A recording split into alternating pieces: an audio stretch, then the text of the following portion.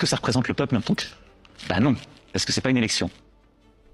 Et donc je dirais, en bon français, the jury is still out. Parce que la jeunesse, elle s'est pas exprimée, elle n'a pas voté.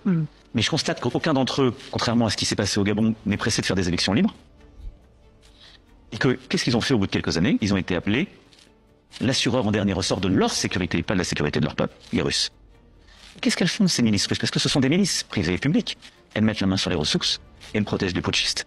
Mais elles se battent pas contre le terrorisme, elles ne protègent pas les gens. Maintenant, on va le réécouter, mais d'une manière méthodique. On lui pose une question, il fait une affirmation et je démontre que c'est faux. La méthode est très simple. Recommençons. Le Mali, le Niger et le Burkina Faso ont tourné le dos à la France au profit de Moscou notamment. Depuis le discours de Ouaga qui était plein d'espoir, vous, est-ce que vous avez des regrets par rapport?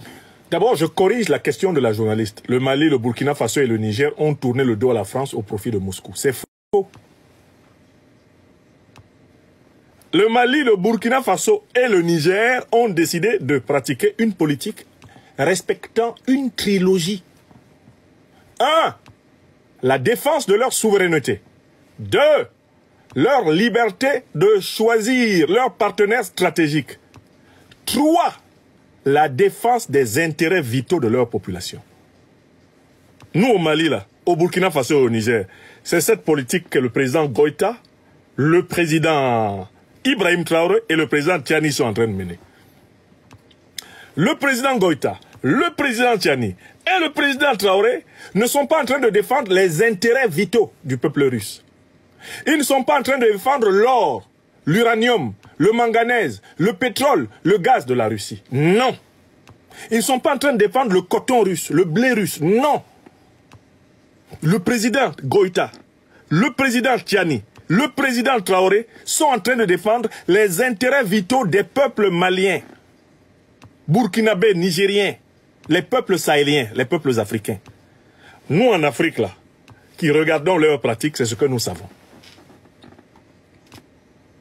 Nous ne les avons pas vus ramasser les richesses africaines pour aller les déposer en Russie. Nous les voyons augmenter les recettes des caisses des États du Mali, du Burkina Faso et du Niger avec les ressources de ces pays. Et nous les voyons gérer dans des conditions pourtant difficiles, en se basant d'abord sur ce que possèdent leurs pays respectifs.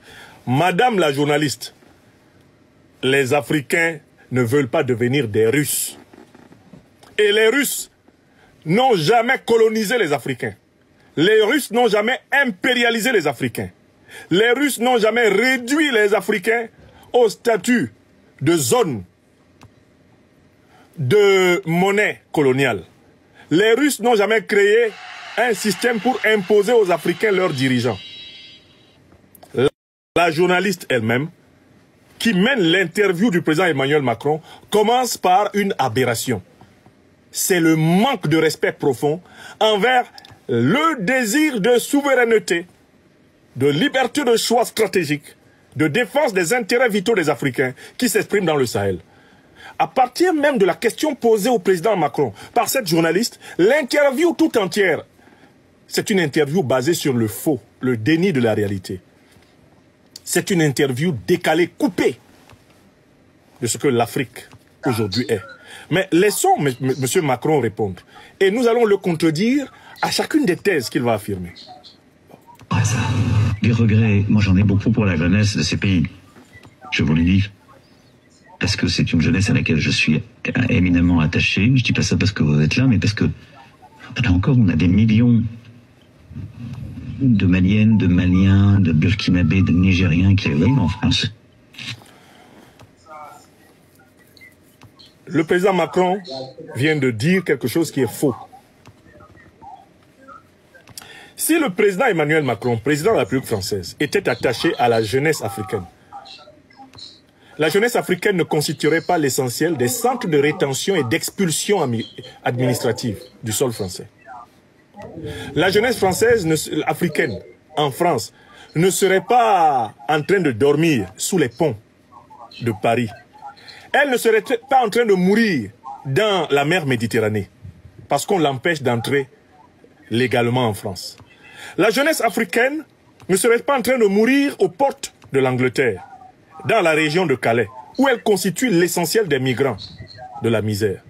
La jeunesse africaine, là, si Emmanuel Macron était attaché à elle, ne serait pas ostracisée pour accéder aux études dans les universités françaises.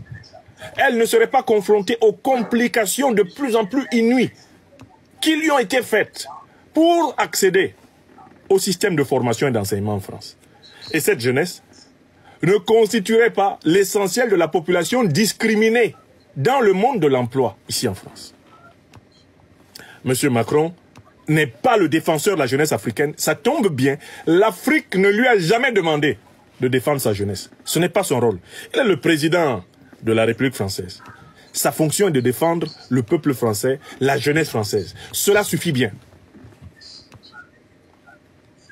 Mais le président Macron ne peut pas prétendre défendre la jeunesse africaine alors qu'il est le président qui a co-organisé avec des ministres de l'Intérieur de plus en plus durs envers les étrangers, et notamment envers les Africains, les dispositions anti-immigration les plus drastiques qui soient.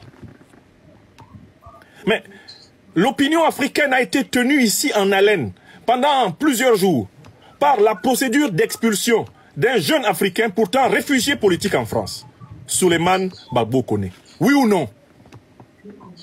Où était M. Macron, le soi-disant ami de la jeunesse africaine, pour intervenir lorsque le ministère de la Justice, impulsé par M. Retailleau et Gérald Moussa Darmanin, a exemplairement traqué le jeune activiste ivoirien Souleymane Gbagbo Koné, le contraignant littéralement à s'enfuir de France pour échapper à un risque d'extradition en Côte d'Ivoire où il aurait pu connaître une mort brutale sous le dictateur Alassane Dramane Ouattara. Quelle Africaine, quel Africain sérieux, quelle Française, quel Français sérieux peut dire que le président Macron s'inquiète pour la jeunesse africaine, que le président Macron aime la jeunesse africaine? Quel acte a-t-il posé en sa faveur? Quel acte a-t-il posé en sa faveur? Il est au pouvoir depuis 2017. Nous sommes en 2025. Cela fait 7 ans que le président Macron, né, si je ne m'abuse, en 1977. Donc un jeune président, probablement le plus jeune président de la République française, élu à la tête de la République française. Qu'est-ce qu'il a fait pour la jeunesse africaine pour faire les phrases qu'il vient de faire? Mais laissons-le continuer. Je viens de le contredire sur la jeunesse. Il n'est pas l'allié de la jeunesse africaine. Il n'est pas reconnu par les Africains comme un président qui a voulu littéralement entrer en osmose et en harmonie avec l'écrasante majorité de la population africaine. Il n'est pas reconnu comme tel. La jeunesse africaine ne connaît pas M. Macron. M. Macron ne connaît pas la jeunesse africaine du point de vue des actes et du bilan. Zéro au tableau. Je dis bien zéro pointé. Ni la facilitation de la formation et des études, ni la facilitation des migrations, ni la défense contre les discriminations, ni la défense contre les pires régimes africains que lui a publiquement soutenus et qui sont des régimes des régimes qui répriment les jeunes populations. Sur aucun chapitre, M. Macron ne peut se présenter comme quelqu'un qui aura été favorable à la jeunesse du continent africain. Ce n'est pas vrai. Il n'y a qu'à voir le type de ministre qu'il a placé à la tête des ministères de l'Intérieur et de la Justice pour comprendre son hostilité à l'Afrique. Que ce soit M. Retailleau aujourd'hui, ou avant lui M. Moussa Gérald Darmanin. Quel Africain de France, quel Africain d'Afrique peut considérer que ces gens-là, quand ils sont installés à la justice et à l'intérieur, eh bien c'est un signe favorable pour les jeunes Africains. Aujourd'hui, le gouvernement du Premier ministre Bayrou survit grâce à une alliance avec le Rassemblement national, qui est le parti anti-immigrationniste, le parti raciste. Oui ou non? Mais comment il ose parler de la jeunesse africaine? Qu'est-ce qu'il a fait pour la jeunesse africaine? Et d'ailleurs, mais est-ce que la jeunesse africaine lui a demandé quelque chose? Parce qu'il faudrait d'abord se demander qui lui a demandé quelque chose en Afrique. quand il est venu faire le discours de Ouagadougou. Mais qui lui dit que c'était un succès, le discours de Ouagadougou? C'était un échec. Le discours de Ouagadougou a été un fiasco. Ça a été même le discours qui a démontré qu'il n'était pas à la hauteur des enjeux de la relation franco-africaine. Bon, écoutons le président Macron dans la suite de sa réponse. De familles partagées, parce qu'on a tellement fait avec ce pays. Parce qu'on a des dizaines... Alors, il dit des millions de Maliens, de Nigériens, etc. Ce n'est pas vrai. Il n'y a pas de millions de Nigériens en France. Il y a des millions d'Africains, en effet, en France. Mais pas de, il ne faut pas créer une illusion. Il n'y a pas de millions de Nigériens en France. Ce n'est pas vrai. Allez consulter les chiffres du ministère de l'Intérieur. Il n'y a pas de millions de Nigériens en France. Il y a des millions d'Africains en France. Mais on ne pouvait pas attribuer au Niger d'avoir des millions de représentants ici. Ce n'est pas vrai. Et la journaliste qui lui fait face devrait scientifiquement lui dire « Monsieur le Président, vos chiffres sont faux.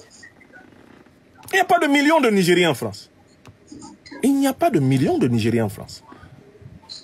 On peut évoquer une population en millions, peut-être en évoquant la population typiquement, je ne sais pas, malienne. Peut-être, parce que la population malienne, selon les chiffres que j'ai consultés, est en Afrique, en tout cas subsaharienne, l'une des populations les plus importantes.